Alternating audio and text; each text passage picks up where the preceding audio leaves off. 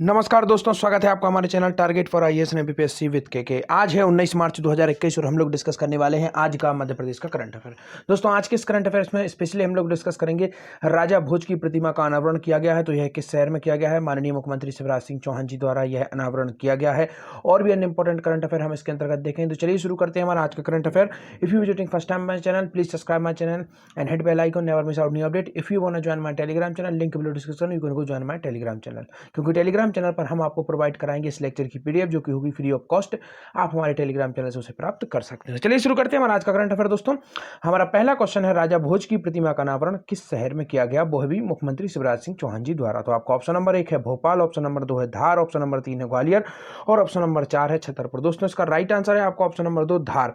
दोस्तों, यहां पर यह भी बताना चाहूंगा धारा नगरी को दोस्तों राजा भोज की नगरी भी कहा जाता है, तो यह काफी अधिक इंपॉर्टेंट है। और दोस्तों, यहां पर यह भी बताना चाहूंगा यह राजा भोज की मध्य प्रदेश में दूसरी प्रमुख मूर्ति है, तो यह भी आपको याद रखना। प्रथम मूर्ति कहां पर है, सभी को मालूम है भोपाल के बड़े तालाब में यहां पर यह मूर्ति लगाई गई है भोपाल में, तो प्रथम मूर्ति भोपाल में लगाई गई। तो यह भी बता देता हूं दोस्तों, प्राचीन काल में जो प्राचीन भोपाल है उसकी स्थापना इन्हीं के द्वारा की गई थी। किनके द्वारा? राजा भोज द्वारा इसकी स्थापना की गई थी और धार नगरी को राजा भोज की नगरी कहा ही जाता है, जो कि काफी अधिक इंपॉर्टेंट है, तो यह भी आपको याद रखना है।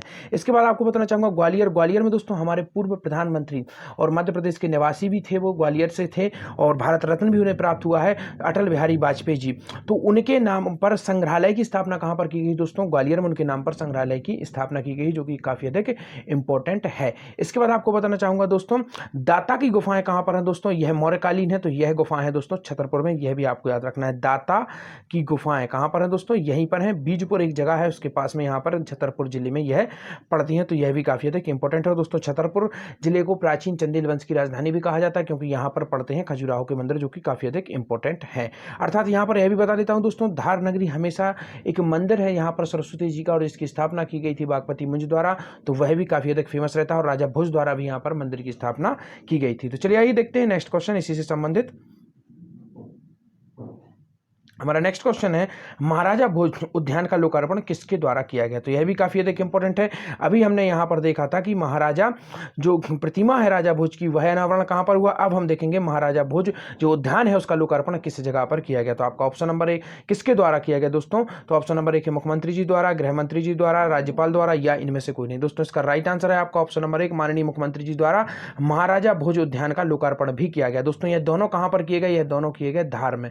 काफी अधिक इंपॉर्टेंट है दोस्तों, धार ऐतिहासिक रूप से भी और प्रेजेंट में भी काफी अधिक इंपॉर्टेंट है। सबसे पहला इंपॉर्टेंट फैक्ट आपको बताना चाहूंगा दोस्तों, जो चावल है उसकी भूसी से, काफी अधिक इंपॉर्टेंट है दोस्तों, चावल है उसकी भूसी से जो विद्युत बनाने का संयंत्र है कहां पर दोस्तों? धार में ही है। काफी बार यह क्वेश्चन पूछ लिया गया। यहां पर यह भी बता देता हूं, मोहम्मद बिन तुगलक द्वारा धार का किला बनाया गया था। कब बनाया गया था दोस्तों? 1344 में इस धार के किले को वहां पर बनाया गया था, जो कि काफी अधिक इंपॉर्टेंट है। और धार ने कई राजाओं के काल को देखा है, चाहे वह भोज राजा का काल हो या उसके बाद का आप देखेंगे सल्तनत काल हो, तो यह सभी काल धारा नगरी ने देखे हैं, जो कि काफी अधिक इंपॉर्टेंट है। दोस्तों, यहां पर यह भी बता देता हूं, जब स्वतंत्र मालवा में जब स्वतंत्र मुस्लिम शासन की स्थापना की गई थी, किसके द्वारा की गई थी दोस्तों? दिलेर खां के द्वारा की गई थी। तो उसने राजधानी किसे बनाया था दोस्तों? उसने राजधानी बनाया था धार को, काफी अधिक इंपॉर्टेंट है। और उसके बाद आप देखेंगे कि हुसंग शाह आता है और हुसंग शाह राजधानी को ट्रांसफर करता है, कहां पर ले जाता है? मांडू ले जाता है, जिसे सादियाबाद कहा जाता है। तो यह भी ऐतिहासिक स्थल है, मांडू भी और धार भी। तो धार आपको याद रखना है, जितना इंपॉर्टेंट फैक्ट थे यहां से मैंने आपको वो सभी बताने की पूरी कोशिश की है। तो चलिए आइए देखते हैं नेक्स्ट क्वेश्चन। राजा भोज ने दिया था सुशासन का मंत्र, माननीय मुख्यमंत्री शिवराज सिंह चौहान जी द्वारा यह कहा गया। मुख्यमंत्री ने किया धार में भोज उद्यान और राजा भोज की प्रतिमा का अनावरण और शिल्पी कला दीर्घ का भी लोकार्पण यहीं पर किया है। माननीय शिवराज सिंह चौहान जी ने धार जिला मुख्यालय स्थित इंदौर नाका पर 3 करोड़ 47 लाख रुपए की लागत से निर्मित महाराजा भोज उद्यान के लोकार्पण के साथ वहां स्थापित की गई, अर्थात महाराजा भोज जो उद्यान है वहीं पर स्थापित की गई है जो प्रतिमा महाराजा भोज की, उसको पुष्पांजलि अर्पित की और मुख्यमंत्री ने शिल्प कला दीर्घ हाट बाजार का लोकार्पण और पंचवर्षीय रोड मैप का विमोचन भी यहीं पर किया, जो कि काफी अधिक इंपॉर्टेंट है। अब हम देखते हैं भोज उद्यान की विशेषताएं देखते हैं। तो मुख्यमंत्री अधोसंरचना मद के द्वितीय चरण में 9500 वर्ग मीटर में भोज उद्यान बनाया गया है, तो काफी अधिक इंपॉर्टेंट है। यहां पर देखेंगे फिर हम उद्यान में राजा भोज की विशेष कांस्य की मूर्ति है, तो यह भी आपको याद रखना। और कांस्य की मूर्ति कहां पर है दोस्तों? भोपाल में भारत माता की कांस्य की मूर्ति स्थापित की गई है। और भारत माता का भव्य मंदिर कहां पर है दोस्तों? उज्जैन में है, की गई है। 15 फीट ऊंची है मूर्ति है, करीब 2300 किलो वजनी प्रतिमा स्थापित की गई है। यह पूरे प्रदेश की दूसरी दूसरी भोज प्रतिमा है उद्यान का परिसर किले नुमा बनाया जाएगा, अर्थात उद्यान का जो परिसर है वह किले नुमा बनाया जाएगा, जिससे लोगों को उस समय राजा भोज की जो भव्यता थी उसके बारे में लोगों को अवगत कराया जा सके। तो चलिए आइए देखते हैं राजा भोज का धार से संबंधित इतिहास। अब हम यहाँ पर देखेंगे कुछ इतिहास, क्योंकि दोस्तों एमपीपीएससी में स्पेशली जो प्री का एग्जाम है उनके लिए काफी अधिक इंपॉर्टेंट हो जाता है, क्योंकि हिस्ट्री का वेटेज काफी अधिक बढ़ चुका है। और यहाँ पर मैं आपको कुछ इंपॉर्टेंट फैक्ट बताऊंगा राजा भोज से संबंधित। चलिए जो यहाँ पर इंपॉर्टेंट फैक्ट है, परंतु उसके पहले कुछ ऐसे फैक्ट जो यहाँ पर मेंशन नहीं है उनको मैं बता देता हूं। सबसे पहले आपको बताऊंगा धार जो वंश है, जो आप देखेंगे राजा भोज हैं तो यह किस वंश के थे दोस्तों, यह थे परमार वंश के। तो काफी अधिक इंपॉर्टेंट दोस्तों, परमार वंश के थे राजा भोज। अब यहां पर यह भी बता देता हूं दोस्तों, परमार जो थे वह किसके सामंत थे, तो परमार सामंत थे दोस्तों राष्ट्रकूटों के। तो काफी अधिक इंपॉर्टेंट है, राष्ट्रकूटों के यह सामंत थे और इनसे इनके इसके बाद इन्होंने स्वतंत्र राज्य जिसे परमार वंश कहा गया उसकी स्थापना की गई थी। दोस्तों परमार वंश की स्थापना किसके द्वारा की गई थी, उदयादित्य के द्वारा की गई थी। काफी अधिक इंपॉर्टेंट, और इन्हें दोस्तों द्विज वर्ग रत्न भी कहा जाता है, काफी अधिक इंपॉर्टेंट है। और इसके बाद आपको बताना चाहूंगा इनका जो वंश पूरी वंशावली पूरी जानकारी कहां से मिलती है, उदयपुर जो दोस्तों है, उदयपुर काफी अधिक आपको याद रखना है, उदयपुर जो आपका राजस्थान में पड़ता है, वहां पर इनके पूरे वंश की जानकारी वंशावली मिलती है। दोस्तों इनके पिता का नाम क्या था, सिंधु नाम था, और इनका नाम राजा भोज सभी को मालूम है, जो कि काफी अधिक इंपॉर्टेंट है। चलिए अब देखते हैं कुछ इंपॉर्टेंट फैक्ट जो कि हमें यहां पर देखने को मिलेंगे।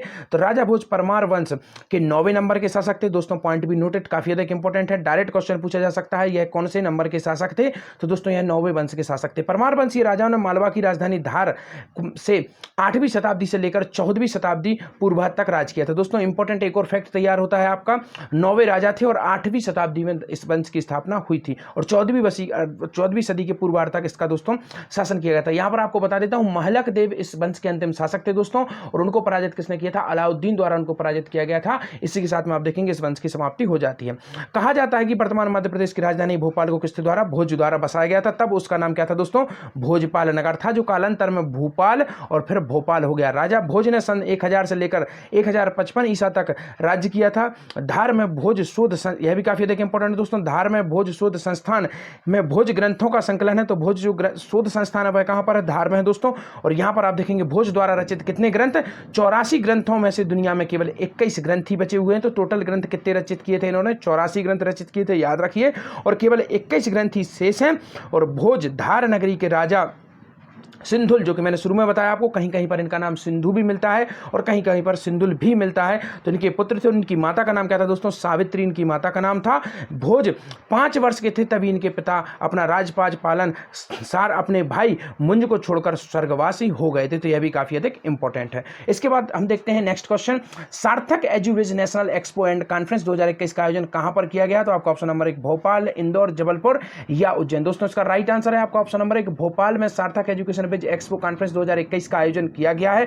इंदौर सभी को मालूम है लगातार स्वच्छता सर्वेक्षण में टॉप पर रहा है, मध्य प्रदेश की इकोनॉमिक राजधानी बोला जाता है।